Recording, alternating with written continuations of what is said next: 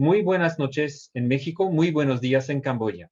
A nombre de la Buena Impresión AC de la APSARA, Autoridad para la Protección del Sitio y Gestión de la Región de Angkor, de la Autoridad Nacional de Preavia, de la Royal University of Fine Arts de Camboya, del Instituto Nacional de Antropología e Historia y la Fundación BBVA Bancomer, les damos la más cordial bienvenida a este primer coloquio de Arqueología y Restauración México-Camboya. Mi nombre es Bertrand Lobjoy, profesor asociado del Departamento de Humanidades de la Universidad de Monterrey, y para el presente evento fungiré como moderador.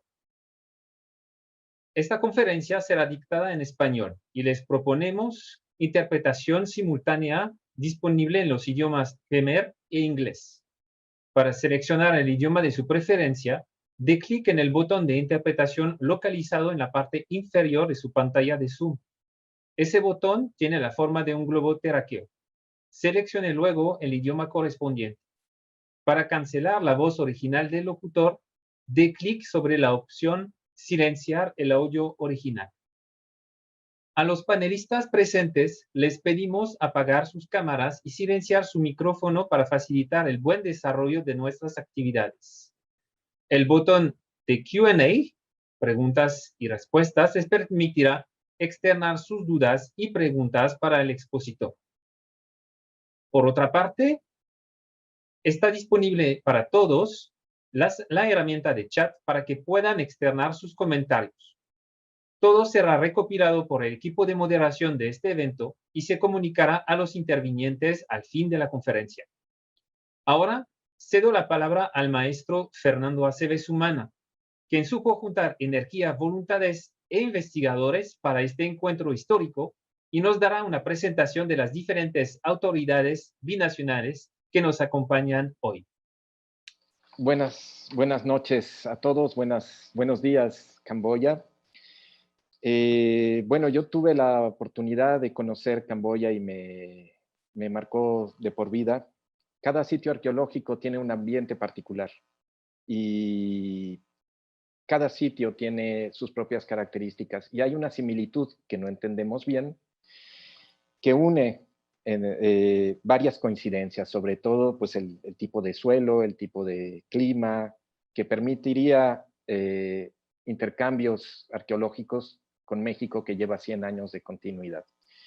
Soy pintor y pues agradezco muchísimo que el gremio de arqueólogos me haya arropado y que gracias a ellos se esté dando este primer coloquio, este primer acercamiento entre ambos países, ¿no? Agradezco profundamente la presencia de Perun Sakona, su excelencia la ministra de Cultura del Reino de Camboya está presente con nosotros, lo cual es un verdadero honor. La secretaria de Cultura, la licenciada Alejandra Frausto, nos comunica que pues, no puede estar por ser día de elecciones y pues hay una veda por eso.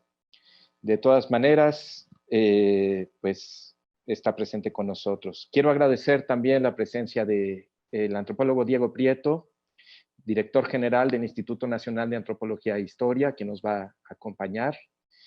También Han Piu, el director general de la Autoridad Nacional APSARA, su contraparte en Camboya. De Kong Putikar, el director general de la Autoridad Nacional de Preavigea, el rector de la universidad, de la Royal University of Fine Arts, Hen Sopadi, donde está el taller Char, el taller hermano de la Buena Impresión, Sun Sopiakra, Nyan Sochea y mi amigo Chan Vitarin. Pues agradezco muchísimo su colaboración y sobre todo a Chao Sun Keria, que sin ella esto no sería posible. Este acercamiento lleva muchos años que estamos tratando de hacerlo y es gracias a su empuje y su colaboración que esto se da. Como comentábamos ella y yo, deseamos de todo corazón que este primer encuentro germine y dé frutos de colaboraciones arqueológicas y académicas entre ambos países. También quiero agradecer profundamente a todos los arqueólogos que aceptaron trabajar de manera desinteresada y solidaria. Y este coloquio tiene una base que también es muy bonita. Inspirar a los jóvenes y en un momento de indecisión, cuando tienen que escoger su propia carrera. Así que la pregunta básica para todos los arqueólogos es, ¿qué te inspiró para hacer lo que haces? ¿Qué te motivó en tu juventud para dedicarte tu carrera, tu vida a la arqueología y a la restauración? Muchas gracias. Agradecemos al maestro Fernando Aceves esas palabras de bienvenida. Ok, yo quisiera también agradecer a la Fundación BBVA México por este proyecto, también a Pedro Francisco Sánchez, coordinador general de arqueología, y me gustaría que tomara la palabra la ministra Turun Sacona. Quisiera decir algunas palabras. Yes, I would like to give some short speak, some word to. Me gustaría decir unas breves palabras para nuestros colegas. Primero que nada, quiero expresar mi agradecimiento. Hoy tenemos el gran honor de estar aquí con todos ustedes, los organizadores, los panelistas y también todos los participantes.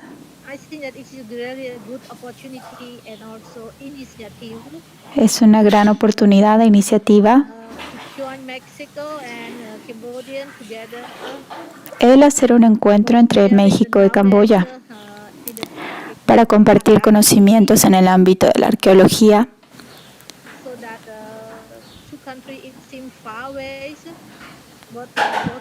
Los dos países están alejados geográficamente. Sin embargo, ambos tienen grandes civilizaciones e historia.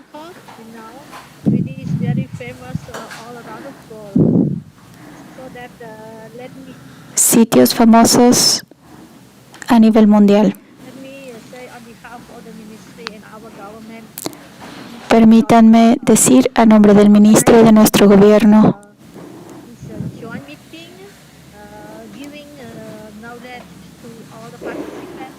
gracias por realizar este encuentro. Es muy útil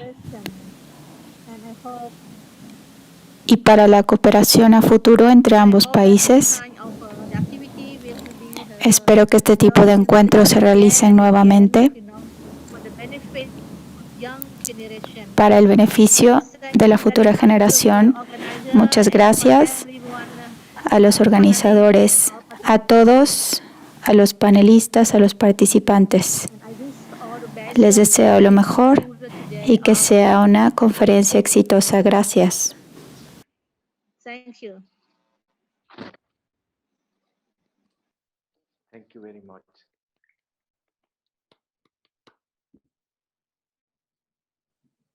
Diego, ¿quiere decir unas palabras o ya empezamos la...?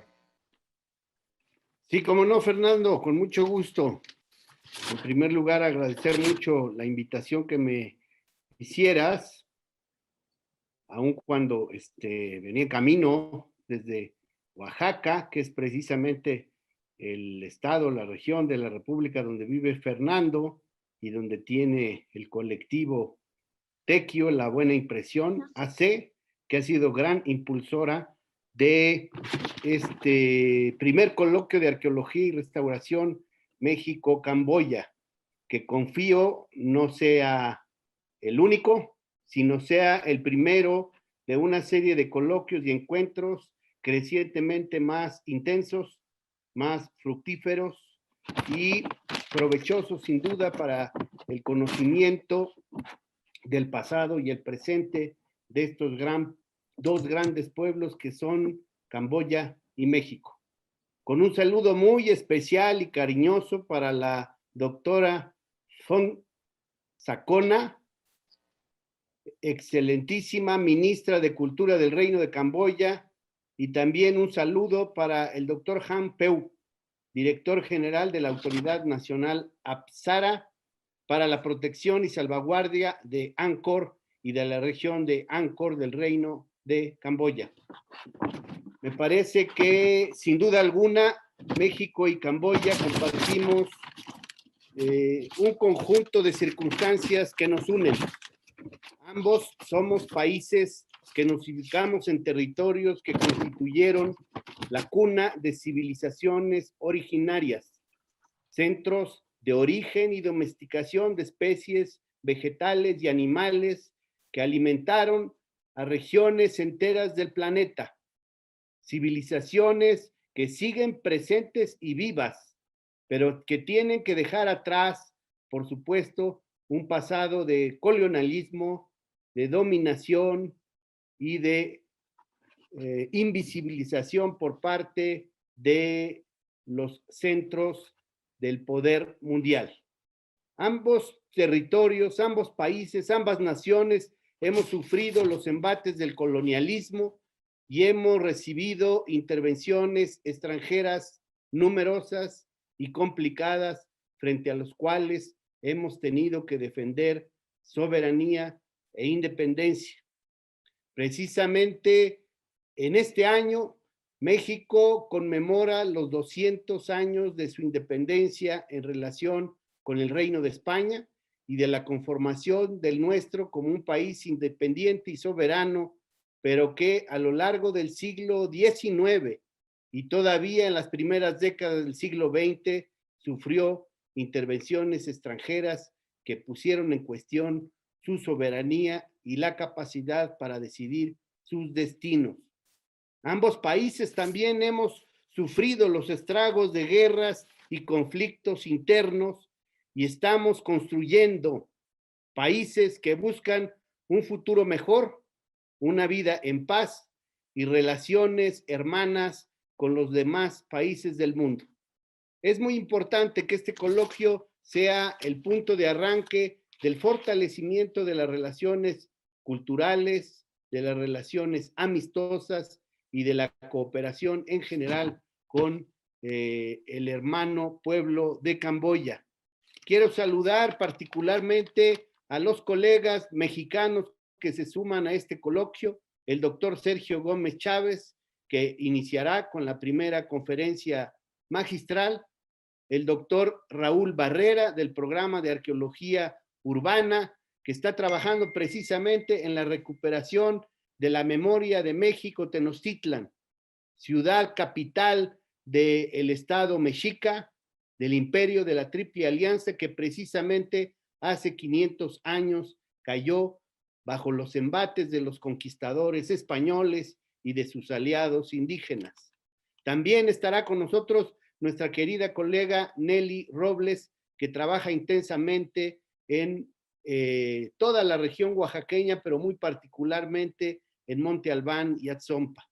Y estará también el compañero Guillermo de Anda, de National Geographic y colaborador del INAH, que ha trabajado por la recuperación de los valores culturales y naturales del gran acuífero maya en la península de Yucatán.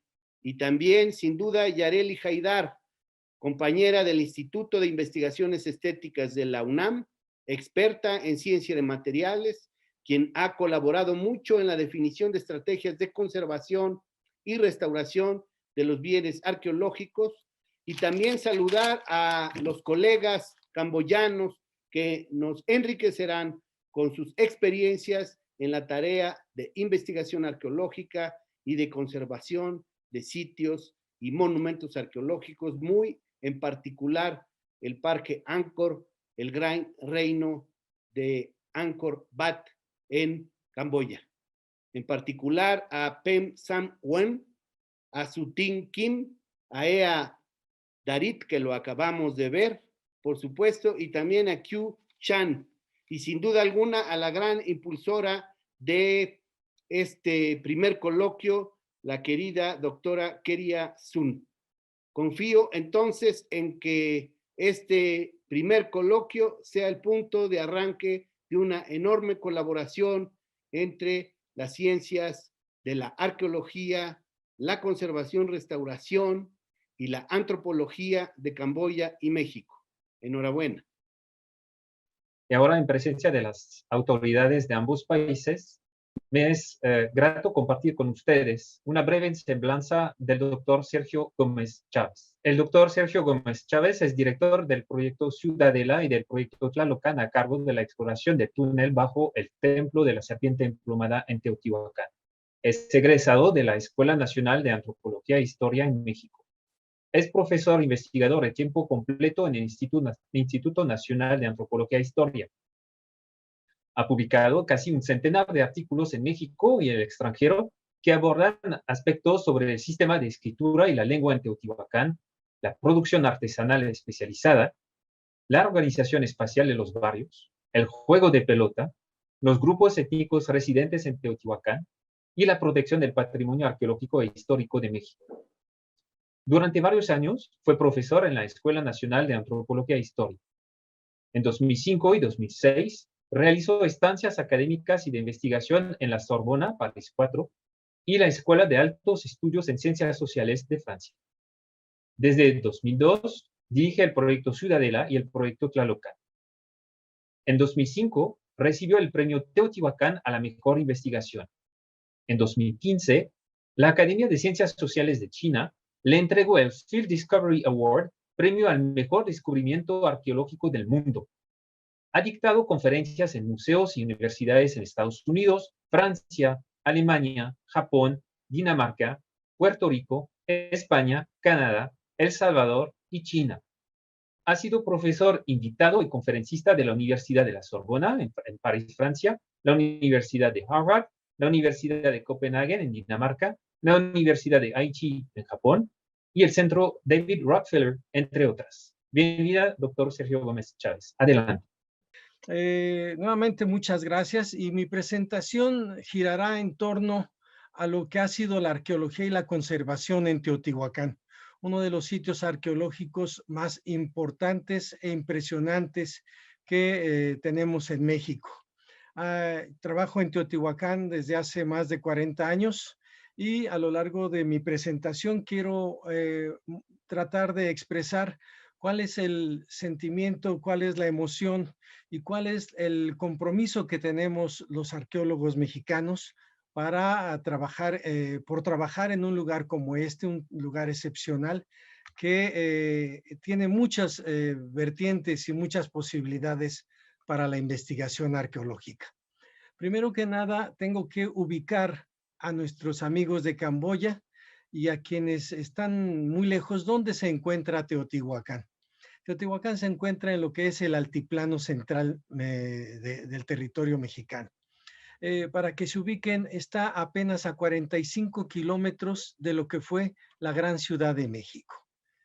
Cada año, millones de personas, millones de turistas llegan a este lugar y visitan dos de los principales monumentos. En la imagen, ustedes pueden ver del lado izquierdo arriba la pirámide de la Luna y la pirámide del Sol al centro. Son dos monumentos muy importantes que tenemos en este lugar. Cada año millones de personas llegan a este lugar y vienen con intenciones muy diferentes a lo que hacemos los arqueólogos. Por eso el Instituto Nacional de Antropología e Historia intenta presentar un esquema en el que se pueda exponer el conocimiento que tenemos de este lugar tan importante. Debo señalar que fue aquí en Teotihuacán donde don Carlos de Sigüenza y Góngora, el primer historiador mexicano, quien realizó la excavación arqueológica primera que se realizó en el continente americano. Fue una excavación que se llevó a cabo en el año de 1675. De 1675 hasta finales del siglo XIX, muchos otros viajeros llegaron a Teotihuacán y nos dejaron bellas ilustraciones de lo que consideraban, de lo que alcanzaban ellos a ver. Evidentemente se trataba de imágenes y de descripciones románticas que estaban muy alejadas de lo que actualmente conocemos sobre este lugar. una imagen bellísima del pintor José María Velasco, un pintor mexicano muy importante, realizada hacia 1878, nos describiría muy bien esta percepción que se tenía de este lugar tan importante, y en la imagen vemos este óleo de José María Velasco en el que se ve la pirámide del Sol. Hacia 1865, un arquitecto, arqueólogo y espía del gobierno de la Segunda República de Napoleón III, llega a Teotihuacán y es probablemente el que hace una de las primeras excavaciones arqueológicas de manera extensiva en este lugar. Desafortunadamente, todo su archivo, gran parte de su archivo y de la información que él generó, que según narran algunas gentes que han dedicado a su biografía, constituía cientos o tal vez miles de dibujos. Muchos de ellos se perdieron cuando él regresa a Francia después de estar varios meses aquí en México.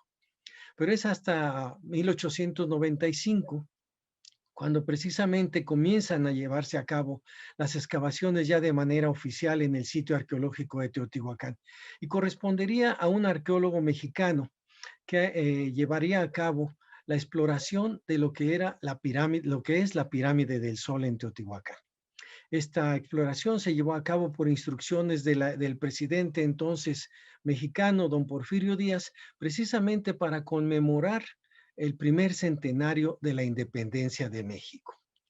Hoy, sin embargo, el conocimiento que tenemos de Teotihuacán dista mucho de aquellas primeras imágenes románticas, de aquellas primeras impresiones de quienes comenzaron a trabajar en este lugar. La ciudad de Teotihuacán se reconoce como una de las sociedades más complejas que existieron en todo el territorio mesoamericano. Y como vamos a ver, Teotihuacán no solamente es lo que visitan los turistas cada año por millones de personas que llegan a este lugar. No solamente son la pirámide del Sol y la Luna, sino son miles de conjuntos arquitectónicos los que constituyen esta magnífico y esta maravillosa ciudad. En este lugar, dada su importancia, dada su relevancia para la investigación, científicos e investigadores de diversas disciplinas, no solamente arqueólogos, antropólogos, etnólogos, incluso ecologistas, han aplicado las más diversas teorías, e incluso en este lugar se han ensayado las más distintas metodologías. Muchos arqueólogos, utilizando diferentes técnicas, han tratado de contrastar las hipótesis que pretenden brindar explicaciones de lo que fue una de las sociedades más complejas.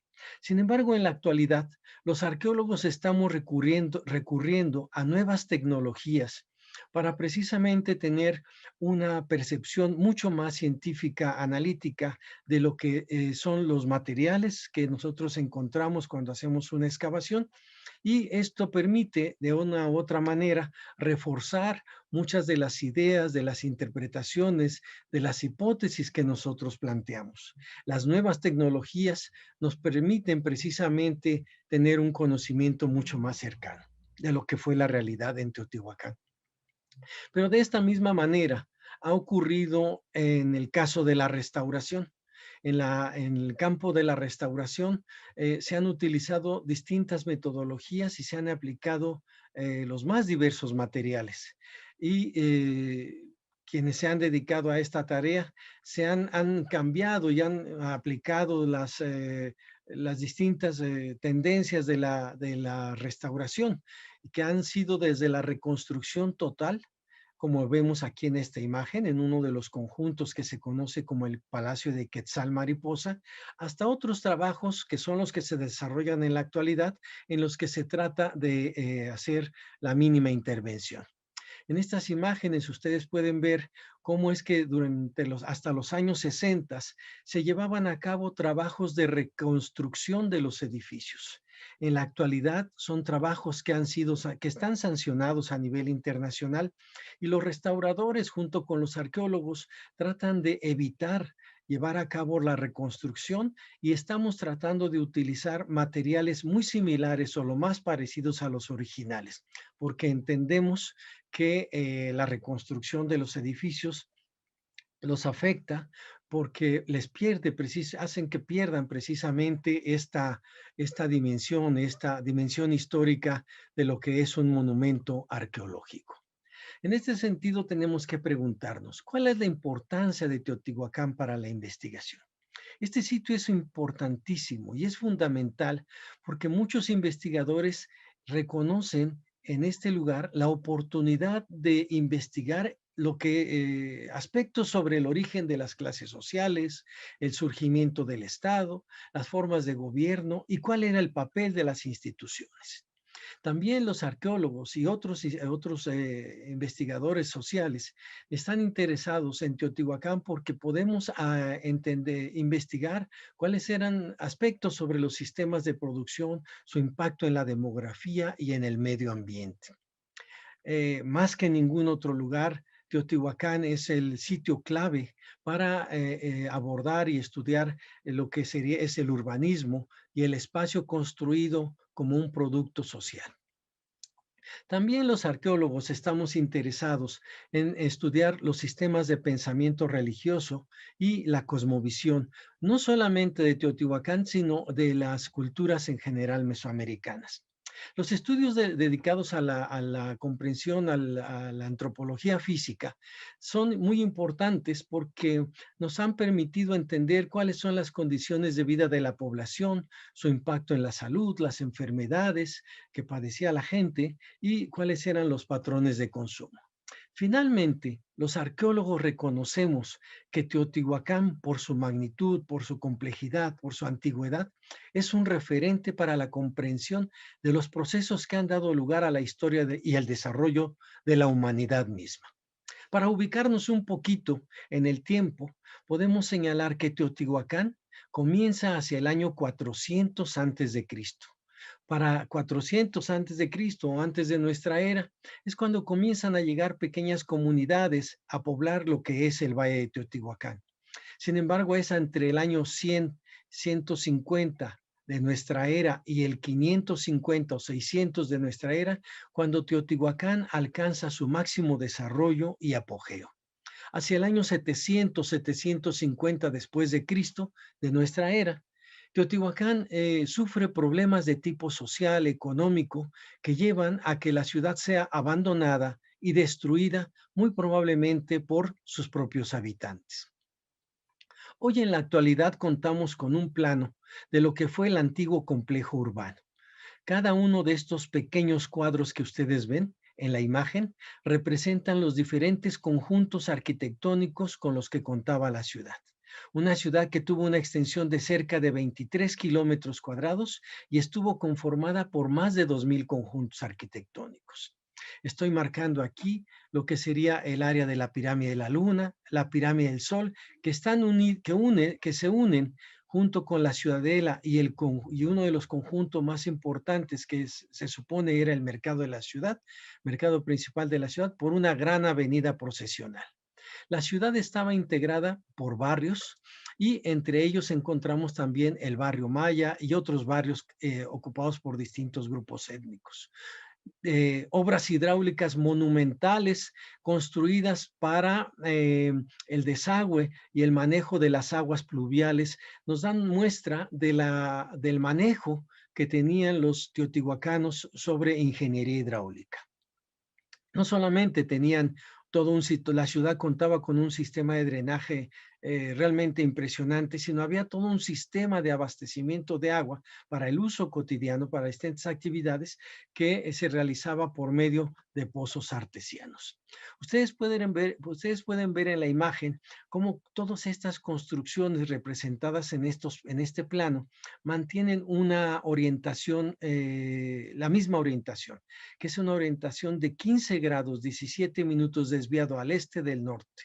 Cuando hablamos de que la ciudad, todas las construcciones de la ciudad tuvieron una desviación, no es que los teotihuacanos hayan cometido un error, sino que construyeron la ciudad y mantuvieron esta orientación para que toda la ciudad funcionara como un gran reloj astronómico. De hecho, la pirámide del Sol podría considerarse como el marcador astronómico más grande, más importante que haya construido la humanidad en todo el tiempo, en toda la historia de la humanidad. Nosotros sabemos que la ciudad estaba organizada espacial y políticamente en barrios, aunque también sabemos que desde sus inicios estuvo conformada por diversos grupos etnolingüísticos. La ciudad no siempre fue, ni tuvo la misma forma, ni tuvo las mismas dimensiones. Desde el inicio de nuestra era, nosotros vamos a ver en estas imágenes cómo fue modificándose y cómo fue creciendo la ciudad conforme conforme aumentaba el número de habitantes.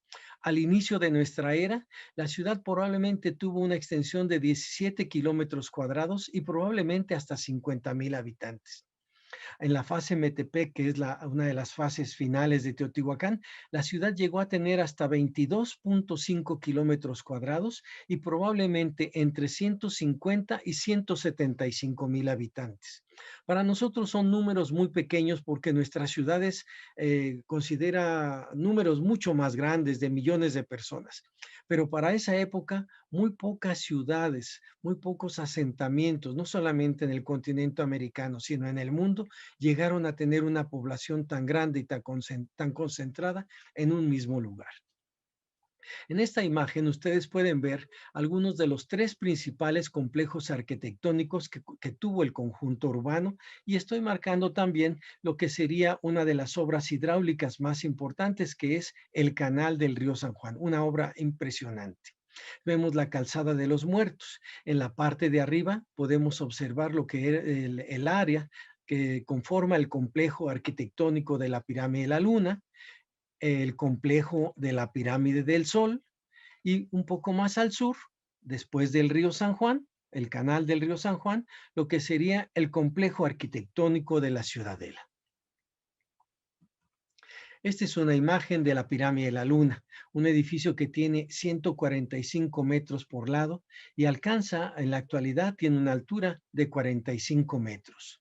Después de múltiples exploraciones y trabajos realizados en los años 60, se han descubierto algunos de los edificios que constituyen lo que es el complejo arquitectónico de la Pirámide de la Luna. Sin embargo, alrededor de ellos, de los que están explorados, todavía quedan muchísimos edificios por explorar.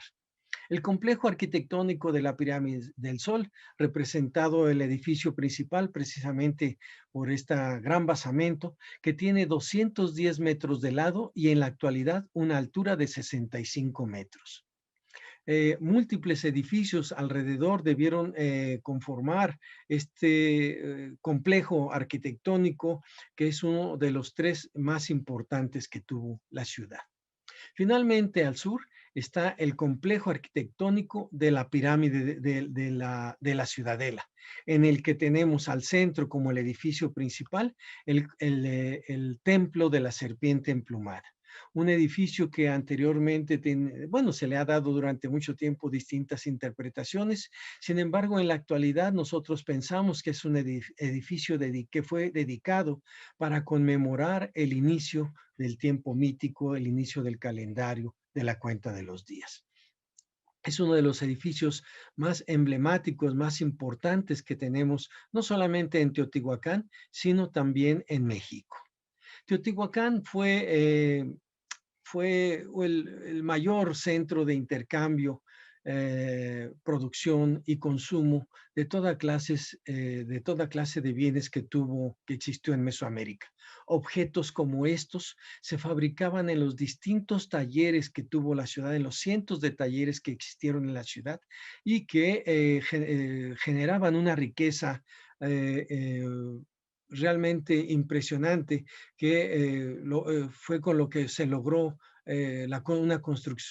llevar a cabo construcciones tan grandes como la Pirámide del Sol o la Pirámide de la Luna, que tienen más de 1 millón de metros cúbicos de volumen, según distintos cálculos.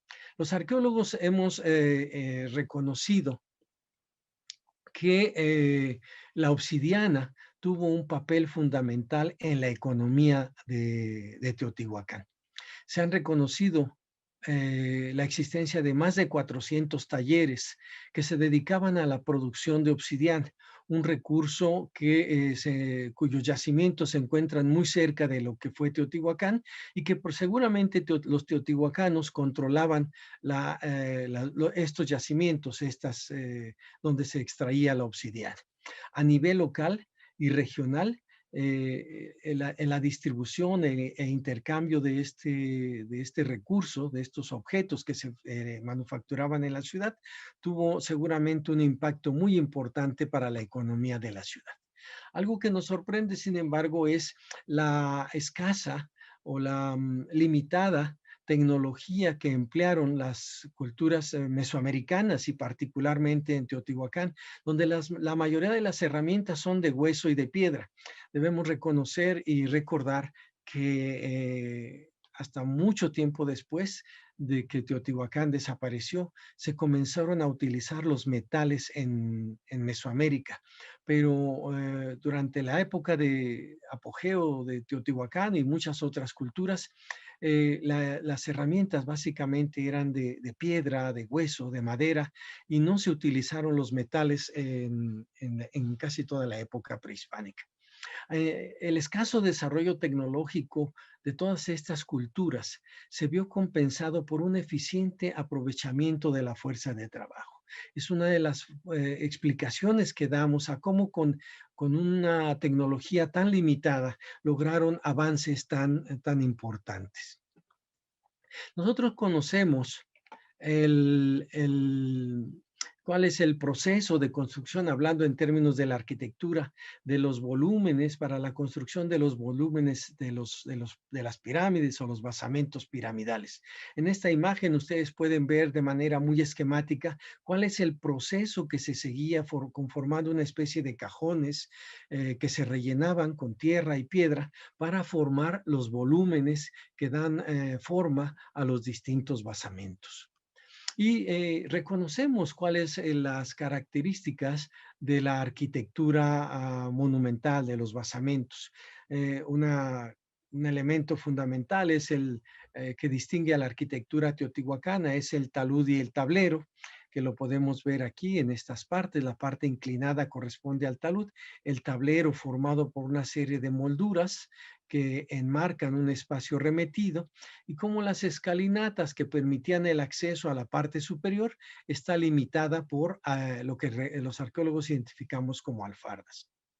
La función de los basamentos piramidales es básicamente la de sostener en la parte alta un templo o un aposento que servía seguramente para resguardar las imágenes, las esculturas de sus deidades, y en algunos casos probablemente también utilizados como aposentos para gente con un alto estatus social. La arquitectura es un elemento muy importante y característico de Teotihuacán en términos de que se combinan elementos dedicados al culto, como son los basamentos y los altares, con otros espacios que se utilizan no solamente para la vida cotidiana o para desarrollar otras múltiples actividades. Por esa razón es que la arquitectura de Teotihuacán resulta tan llamativa, tan interesante para quienes estudian la conformación del espacio, no solamente en términos de la arquitectura misma, sino como resultado de un producto social. Sin embargo, también en términos simbólicos, las pirámides, los basamentos piramidales son representaciones de montañas sagradas que en su interior contienen simbólicamente todos aquellos elementos y materiales que necesitan los seres humanos, necesitan los seres vivos para la subsistencia. En el interior de estos basamentos se resguardan los alimentos, los mantenimientos y todos aquellos materiales, fuerzas que permiten la vida. Por tal razón, la arquitectura también está estrechamente ligada a los conceptos de la cosmovisión y del pensamiento mágico religioso, no solamente de Teotihuacán, sino en general de las antiguas culturas mesoamericanas. tenemos información muy interesante, muy completa de cuál era la arquitectura, cómo eran las características de los elementos arquitectónicos en los lugares, en las unidades habitacionales y en los conjuntos residenciales. Siempre vamos a encontrar un espacio abierto, limitado por espacios cerrados y espacios que permiten la circulación hacia otras unidades arquitectónicas donde se vuelve a reproducir el mismo patrón de distribución espacial. Es decir, siempre hay espacios abiertos, limitados por espacios techados o cerrados. Por eso cuando nosotros vemos los planos de los conjuntos arquitectónicos, pues entendemos y parecería que es relativamente fácil explorar este tipo de conjuntos porque más o menos podemos saber qué es lo que hay después de una plaza, de un patio, y siempre vamos a encontrar cuartos, espacios cerrados alrededor de estos espacios abiertos que servían como fuentes de iluminación y ventilación. Estas son imágenes de las unidades habitacionales, los conjuntos domésticos, donde habitados, ocupados por familias que no podemos saber todavía conformadas por cuántas personas ocupaban estos departamentos, pero sí podemos entender que cada espacio, cada construcción, cada conjunto está en su interior reproduciendo elementos de la cosmogonía. Cada patio al centro mantenía un pequeño altar de alguna otra manera le daba este aspecto de sacralidad al espacio utilizado en la vida cotidiana. Son imágenes de otros conjuntos arquitectónicos para que ustedes pueden ver cuáles eran las características. Y algo que distingue precisamente a los conjuntos residenciales es que están decorados muchos de sus muros por pintura mural. Nosotros en la actualidad reconocemos que la pintura mural era de uso exclusivo por las élites y solamente se utilizaba en los conjuntos residenciales ocupados por las élites o bien en los edificios públicos. Debió haber sido impresionante visitar un lugar como este que vemos, que es una reconstrucción que hice hace muchos años.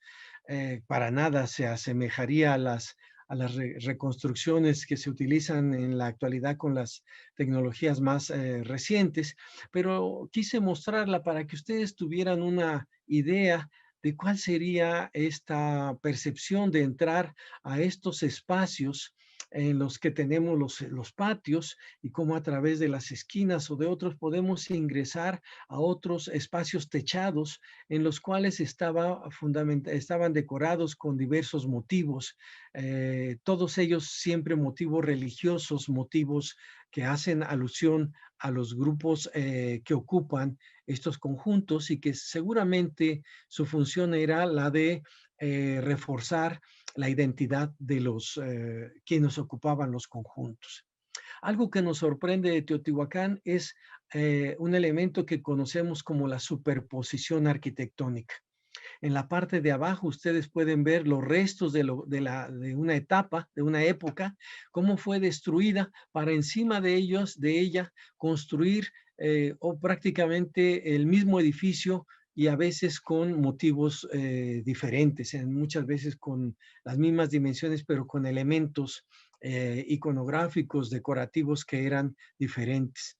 Por eso nos sorprende Teotihuacán, porque durante cerca de 600 años, los teotihuacanos no pararon desarrollaron una intensa actividad constructiva.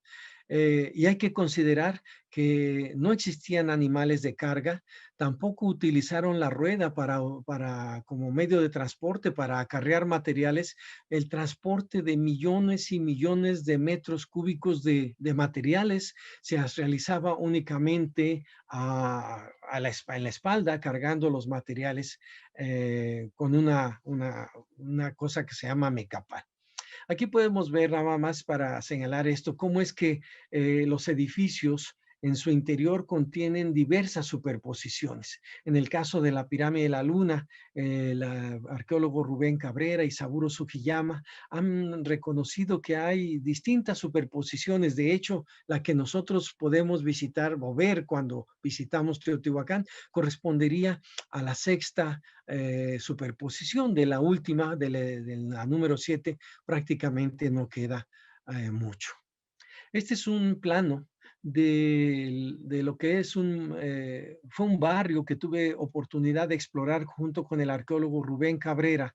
Y nosotros, a partir de estos hallazgos, podemos saber que la ciudad estaba no solamente organizada en barrios, sino además podemos entender cuáles eran los diferentes componentes de cada uno de los barrios que debieron conformar el conjunto urbano de Teotihuacán.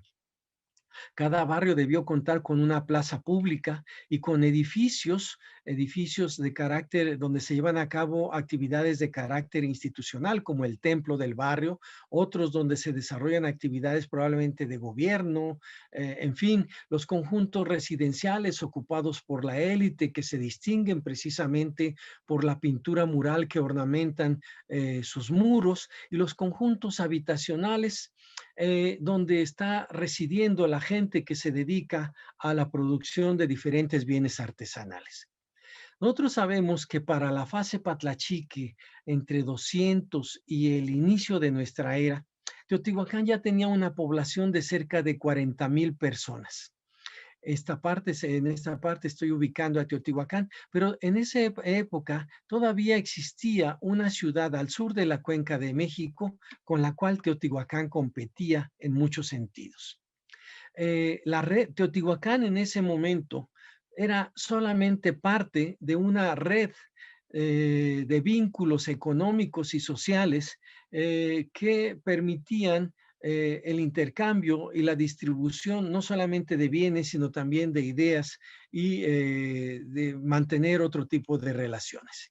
Sin embargo, con varios siglos después, Teotihuacán, ubicado más o menos aquí en este punto, se ubica en el centro de una extensa red que se ve beneficiada porque Cuicuilco, que se encuentra al sur de la Cuenca de México, es sepultado cuando hace erupción un volcán que se encuentra muy cerca, el volcán de Xitle.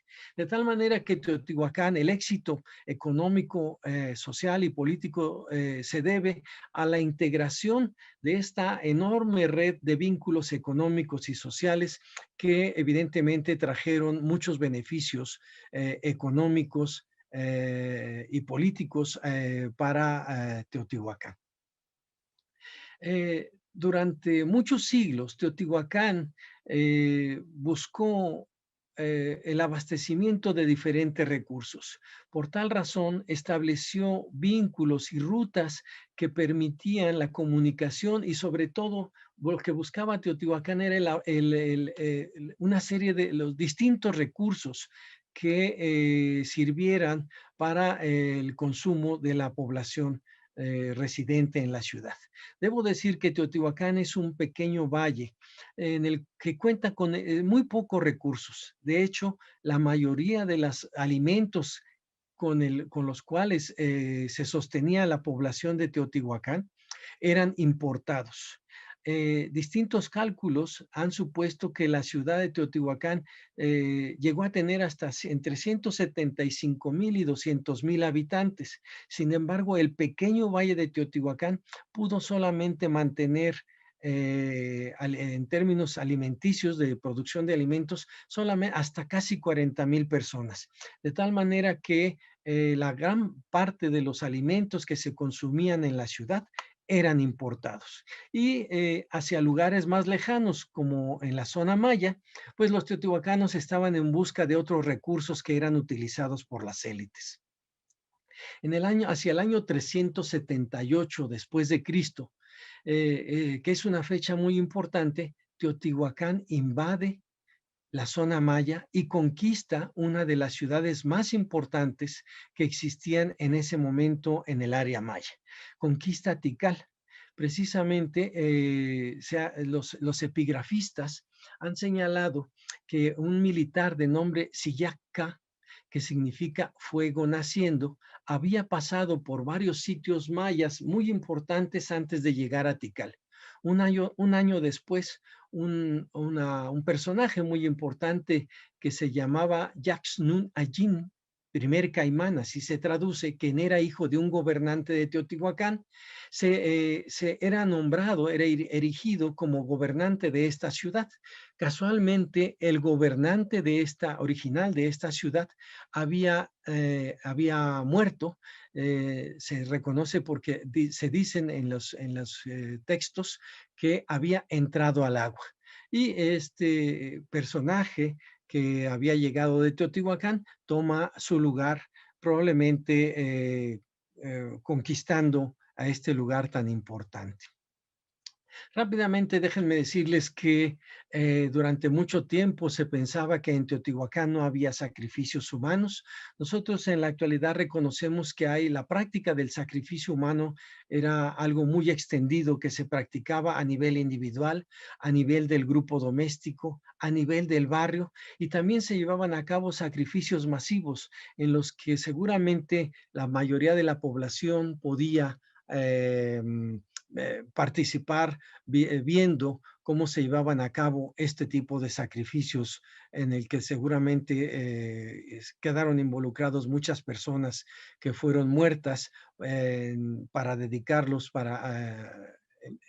en alguna ceremonia, en algún ritual. Gracias al estudio de los enterramientos humanos, nosotros podemos reconocer cuál era la forma característica y podemos entender cuáles son teotihuacanos y cuáles no son. La forma característica de sepultar a los muertos era en posición flexionada, y también reconocemos que había una gran cantidad hemos encontrado una gran cantidad de esqueletos de niños, de perinatos, lo que indica que era una población que se reproducía mucho, que tenía un alto índice de reproducción, pero también que estaban muriendo muchos niños, principalmente por problemas que tenían al momento del parto, que se generaban al momento del parto, o por enfermedades de tipo gastrointestinal, en fin. También reconocemos prácticas culturales como la colocación de un mineral que se llama cinabrio, que es sulfuro de mercurio, y se colocaba como un símbolo de estatus. Reconocemos gracias al estudio de los antropólogos físicos, cuál era algunas de las características de la población de Teotihuacán. Los hombres estaban entre unos 65 y las mujeres unos 55 la estatura, y también sabemos, entre otras cosas, que practicaban la deformación craneal intencional. Esta es una reconstrucción que hizo hace varios años la doctora Linda Manzanilla, y es muy ilustrativa porque nos permite tener una idea de cuáles eran más o menos, cómo debieron haber sido las características físicas de un teotihuacano. En base a los estudios antropofísicos se hacen este tipo de reconstrucciones. En la actualidad se utilizan otros recursos digitales que pueden ser mucho más precisos, pero finalmente nos dan una idea de cómo debió haberse visto un teotihuacano en aquella época.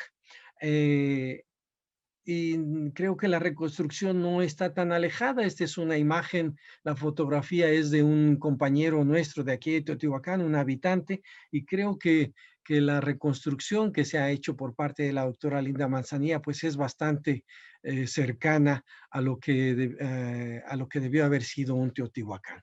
Durante mucho tiempo también quiero comentarles que se dudaba de que Teotihuacán contara con un sistema de escritura.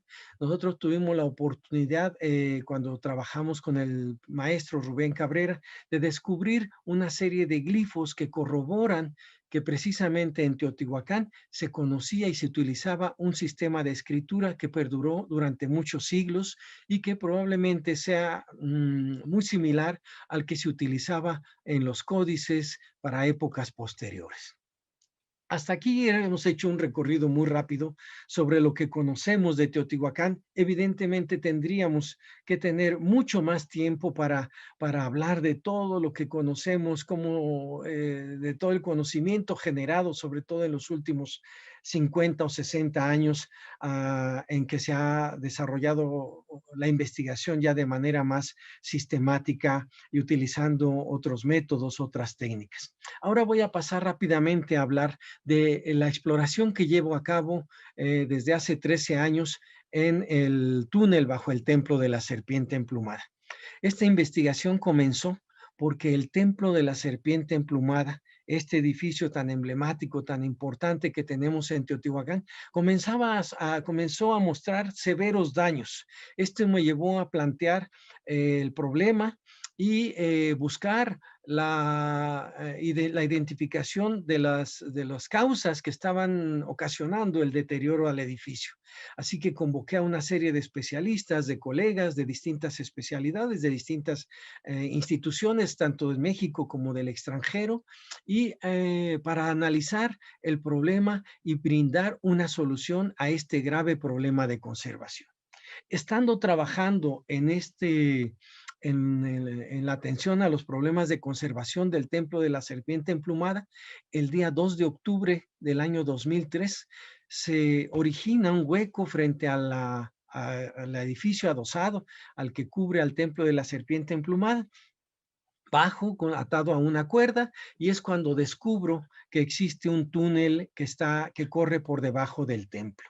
Hemos tardado casi 12 años, han sido 12 años de trabajo de exploración continua, llevados a cabo de una manera lo más sistemática y meticulosa posible, porque nosotros sabíamos que teníamos la oportunidad de encontrar elementos muy importantes. Esto también nos ha dado la oportunidad de llevar a cabo la exploración de este importante elemento arqueológico, de utilizar distintas tecnologías, únicamente como recursos que han facilitado el registro y la exploración de este tan importante elemento arqueológico.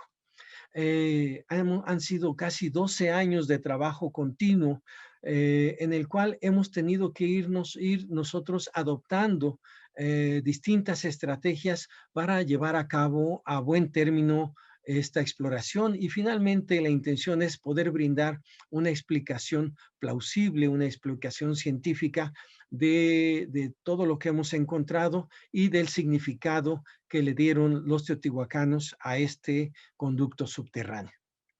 Han sido 12 años de trabajo de exploración casi continua. En esta imagen pueden ustedes ver el hueco por el cual yo bajé y cómo podíamos mirar de un lado a otro, pero no podíamos acceder. Y fue hasta varios años después en el que yo planteo llevar a cabo la exploración para descubrir el acceso principal, y cómo durante todos estos años hemos avanzado metro a metro, centímetro a centímetro, descubriendo múltiples ofrendas, múltiples objetos que han sido realmente una experiencia única y que dan cuenta del trabajo que desarrollamos en el Instituto Nacional de Antropología e Historia. Es un mérito, no solamente un trabajo que merece el reconocimiento, no solamente hacia mí o hacia todo el equipo de trabajo que trabaja, que colabora conmigo, sino a todos los investigadores que conforman el Instituto Nacional de Antropología e Historia.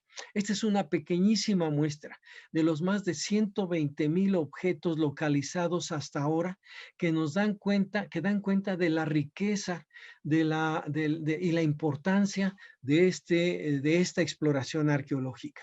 Especialistas en distintos materiales colaboran conmigo analizando y estudiando los distintos materiales. Ahí cuento también con la colaboración de un equipo muy importante de restauradores que se han dedicado a la recuperación de los múltiples objetos que hemos encontrado durante la exploración. Increíblemente hemos recuperado más de 20,000 diferentes semillas en perfecto estado de conservación. Tenemos cacao, tenemos frijol, maíz, en fin, una gran cantidad de material botánico que nos va a ayudar a entender mucho mejor aspectos sobre el medio ambiente que existía en aquella época y sobre los recursos botánicos que eran utilizados con fines rituales, e incluso como en el caso del cacao, que eran importados desde lugares muy lejanos. Tenemos cientos o tal vez miles de esqueletos, restos óseos de diferentes animales que llegaron y fueron depositados en el túnel a manera de pieles, porque solamente tenemos algunas partes que indican que corroboran que eran depositados a manera de pieles. Tenemos restos de insectos como escarabajos también colocados dentro de una caja al final del túnel. Vean ustedes esta pequeña muestra de cómo nosotros fuimos localizando cientos de caracoles y de múltiples otros objetos que se encuentran en perfecto estado de conservación.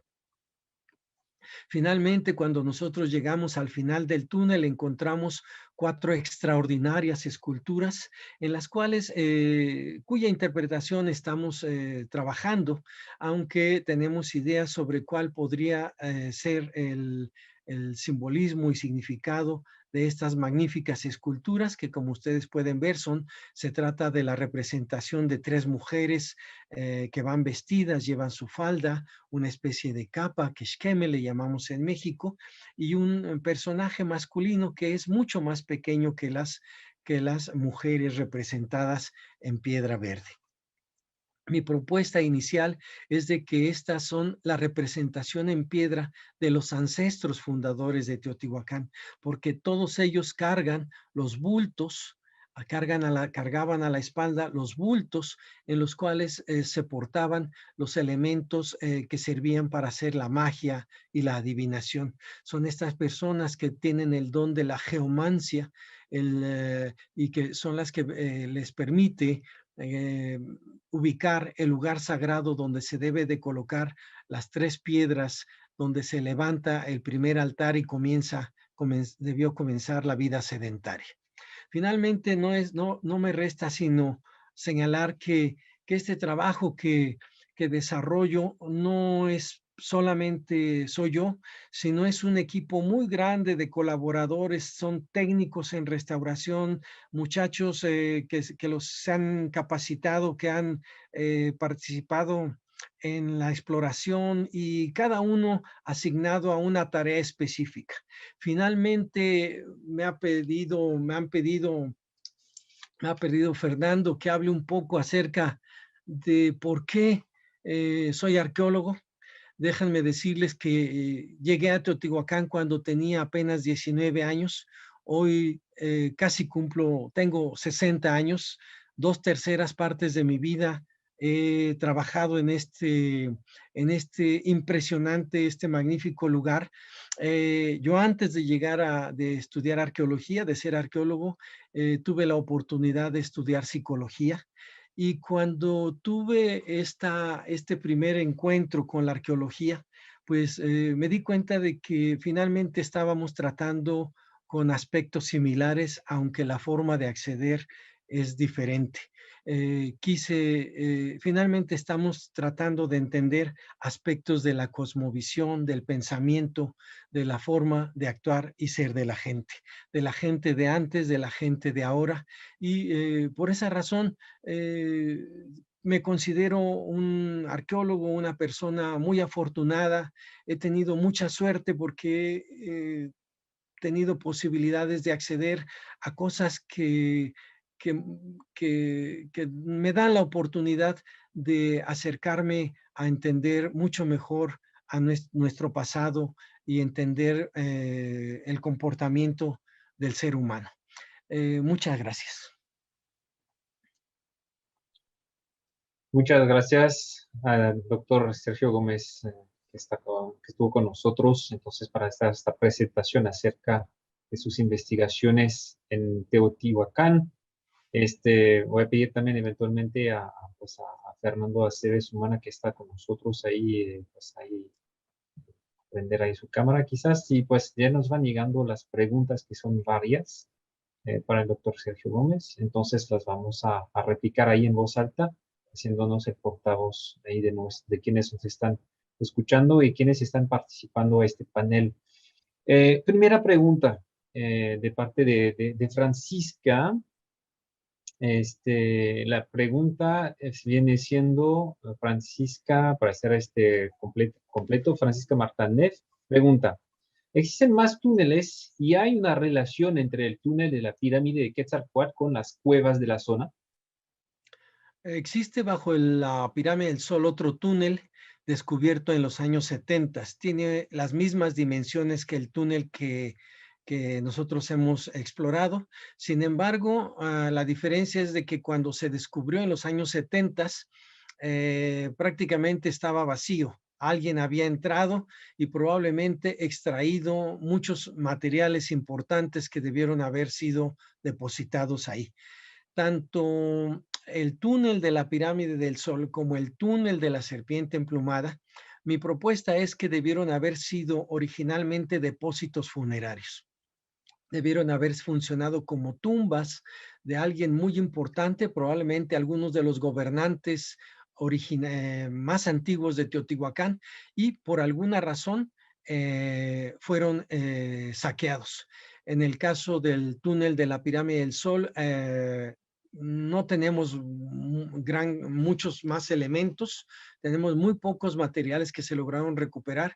En el caso del templo de la serpiente, del túnel bajo el templo de la serpiente emplumada, sabemos que los teotihuacanos ingresaron y sacaron algo muy importante, algo muy pesado del interior. Desafortunadamente jamás vamos a poder saber qué fue lo que sacaron, aunque mi hipótesis es de que sacaron los restos probablemente de alguna persona contenida en una urna. No lo sabemos. Hay otros túneles en Teotihuacán, otras oquedades, pero no mantienen relación con estos. Estos tienen una orientación muy específica y se encuentran bajo los dos templos más importantes o edificios más importantes, que es el de la pirámide del Sol y de la Luna. La orientación de este a oeste o de oeste a este está marcando precisamente esta vinculación que sabemos existía entre la forma como se concebía el inframundo. El inframundo al cual se accede desde el oeste y tiene la parte más importante en el lado este. Por eso nosotros cuando iniciamos la exploración sabíamos o habíamos postulado como hipótesis que al final del túnel en el lado este debíamos encontrar la tumba de alguien muy importante o una ofrenda que refiriera precisamente la importancia del lugar, la importancia sagrada y simbólica de este lugar. Muchas gracias por esta respuesta. Pasamos a la segunda pregunta, que viene siendo, bueno, más bien ahí de experiencias profesionales, laborales. ¿Ha tenido ahí la posibilidad de realizar exploraciones en otras partes del mundo? ¿Y dónde ha permanecido más tiempo fuera de México? Toda mi vida profesional, todo el desarrollo de mi vida profesional la he realizado precisamente en Teotihuacán. Llegué a Teotihuacán siendo estudiante de la carrera de psicología y por azares del destino me ofrecieron un día un trabajo en este lugar. Yo era encargado, me ofrecieron el ser encargado de una pequeña biblioteca, conformar una pequeña biblioteca y fue muy interesante porque eso me dio la oportunidad de leer muchísimo. Mi trabajo era conseguir todo el material bibliográfico, los libros para los arqueólogos que trabajaban en ese momento en un proyecto muy importante que se llevaba a cabo en Teotihuacán y mi trabajo era leer y pasarles los síntesis, los resúmenes a los arqueólogos y entonces por esa razón pues poco a poco me fui involucrando en la arqueología hasta que un día abandoné mis estudios en psicología y me dediqué a la arqueología. Siempre he trabajado en Teotihuacán, no he trabajado en otro lado. Me gustaría trabajar en Camboya, por supuesto. Es un lugar que visité alguna vez y me impresionó.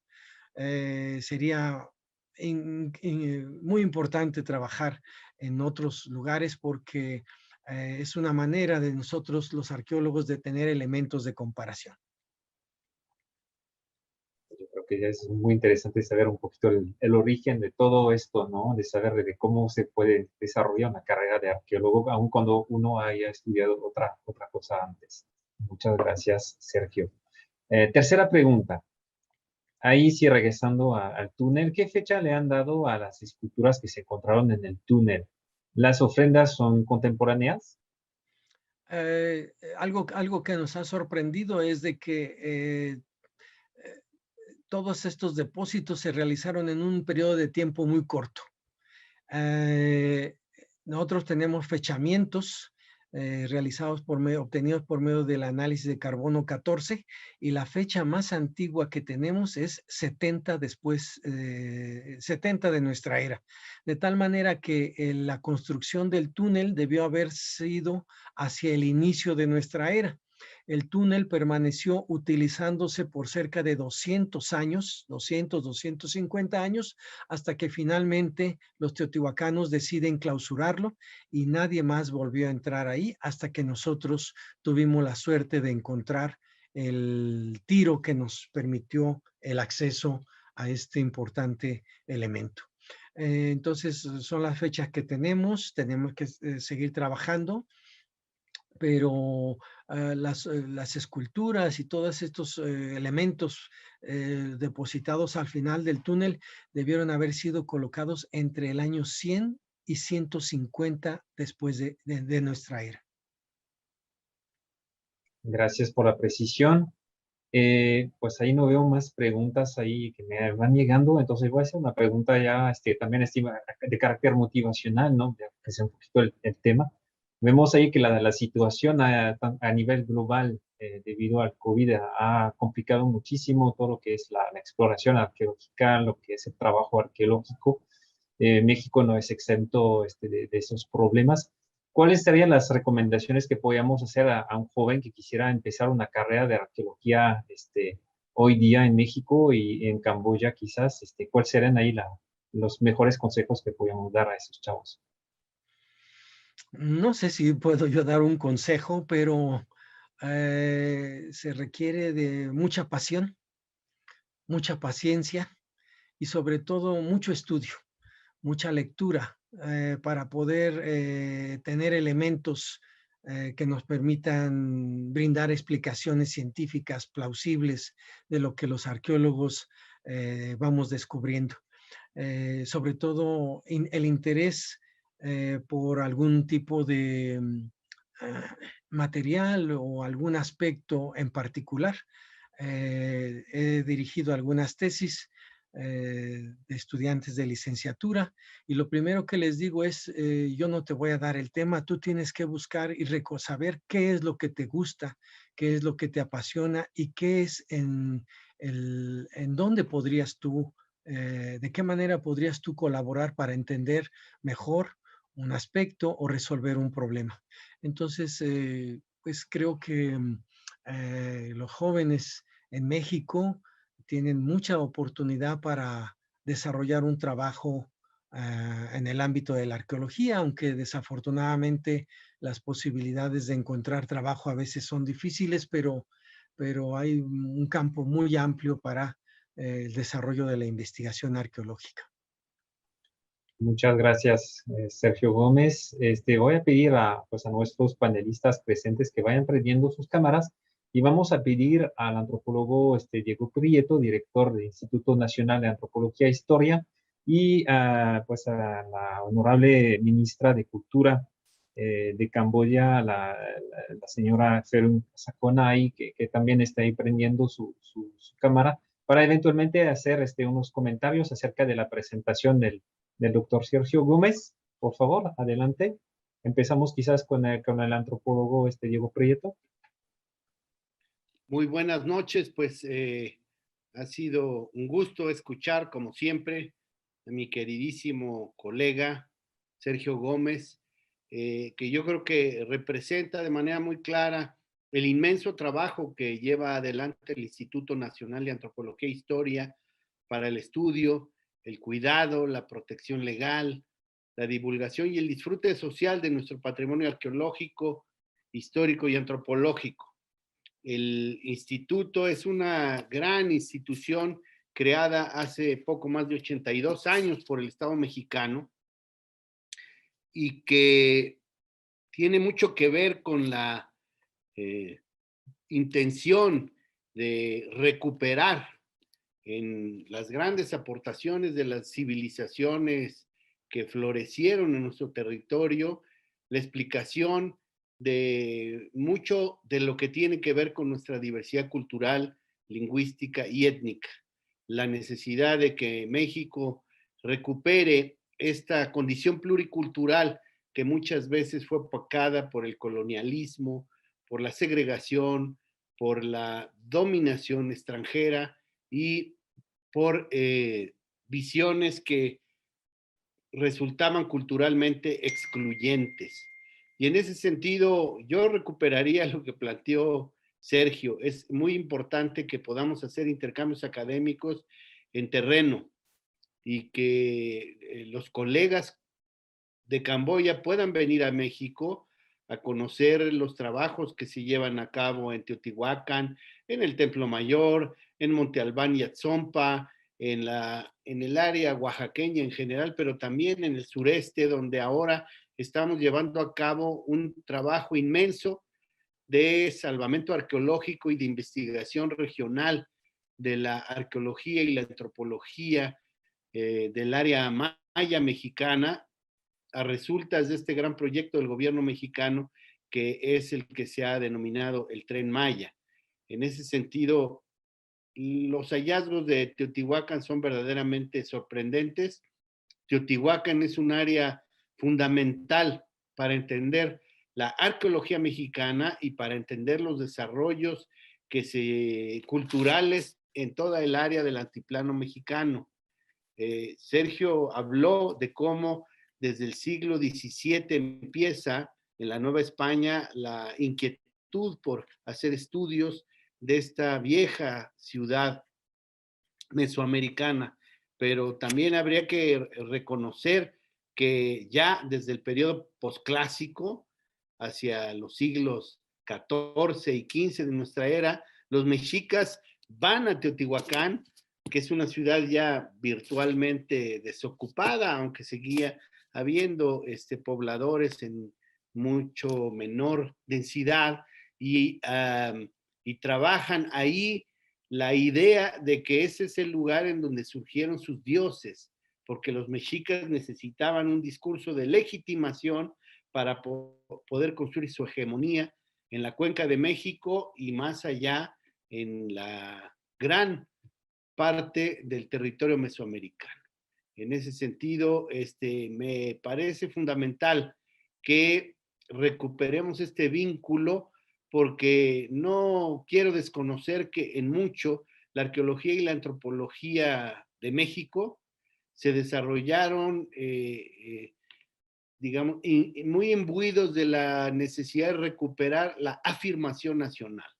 Pero no podemos negar el diálogo con las demás culturas y con las demás comunidades arqueológicas, antropológicas y, por supuesto, las instituciones que se ocupan de la conservación y restauración del patrimonio cultural en otras naciones. De manera que el diálogo con Camboya me parece fundamental. Sin duda, en Camboya y en un sentido más amplio en el sureste asiático, vamos a encontrar muchas claves para poder hacer estudios comparados de los desarrollos civilizatorios en estos ámbitos que constituyen las cunas de civilizaciones originarias. Saludo entonces mucho este primer coloquio, México-Camboya, Arqueología y Restauración, y hago votos para que siga produciendo muy buenos resultados como el que nos ha ofrecido Sergio Gómez con esta muy brillante conferencia. Muchas gracias. Muchas gracias, antropólogo. Vamos a dar la palabra a la honorable ministra de Cultura de Camboya, la señora Ferun Sakona. si quiere hacer ahí unos comentarios finales.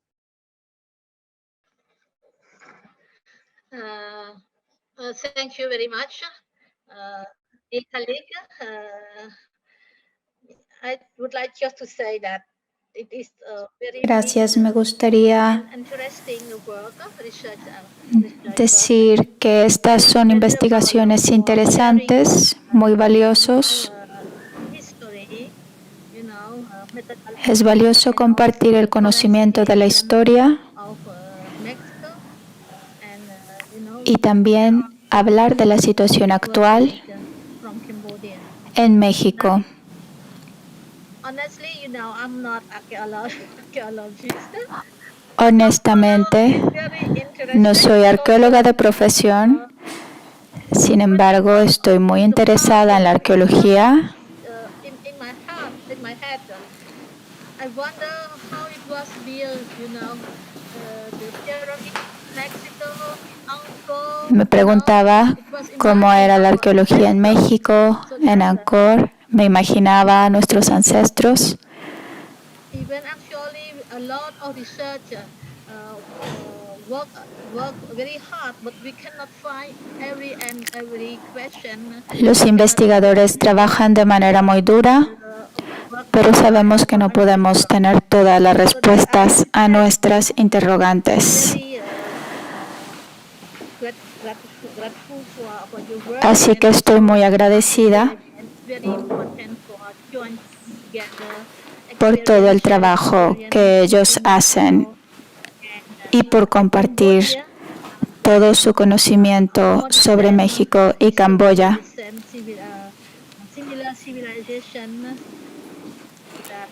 Tenemos una historia similar y una civilización muy parecida. Gracias. Muchas gracias, señora ministra. Muchas gracias, señor director Diego Prieto, por sus palabras. Pues yo les voy a pedir a todos nuestros panelistas ahí presentes, por favor, que prendan ahí sus cámaras. Tenemos ahí que tomar un pequeño recuerdo de esta primera conferencia que impartió el doctor Sergio Gómez Chávez, conferencia inaugural ahí de este primer coloquio binacional de arqueología y restauración. Y bueno, también invitarlos a seguir la programación de este coloquio. Tenemos una segunda sesión que va a estar muy, muy interesante el día de mañana. Va a estar con nosotros la doctora Nelly Robles, que fue en su momento directora de la zona arqueológica de Monte Albán y también integrante del Consejo Nacional de Arqueología. Y bueno, nos va a hablar entonces de cómo ser arqueóloga en Oaxaca en su momento. Entonces, queden ahí, quédense un tantito ahí los panelistas.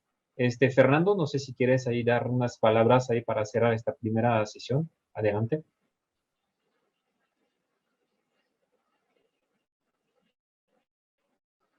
Fernando, tu micrófono, Fernando.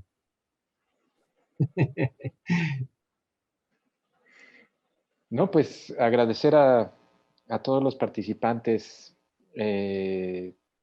que pues están aquí con nosotros. Y pues bueno, seguimos con la idea, ¿no? Nosotros en realidad somos pintores, éramos un oficio que era muy importante para la arqueología y pues se ha separado un poco por las cuestiones de la tecnología, pero existe una hermandad.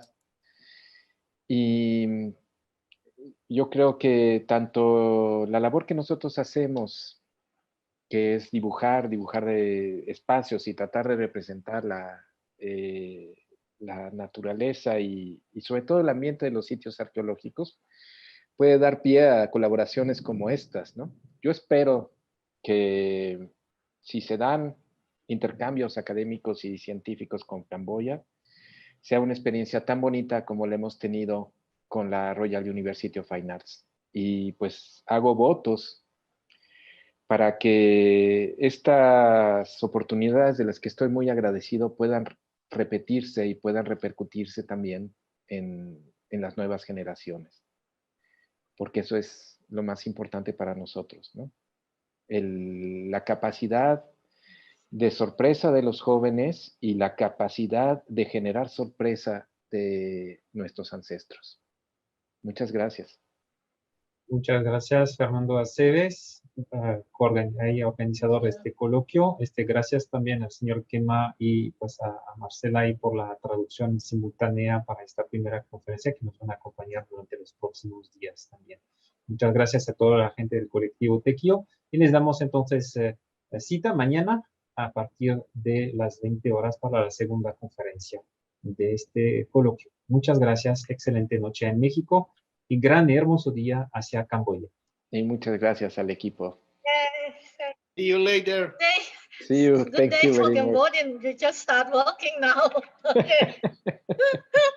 Good day. Thank a lot, colleague. Koncharan, His Excellency.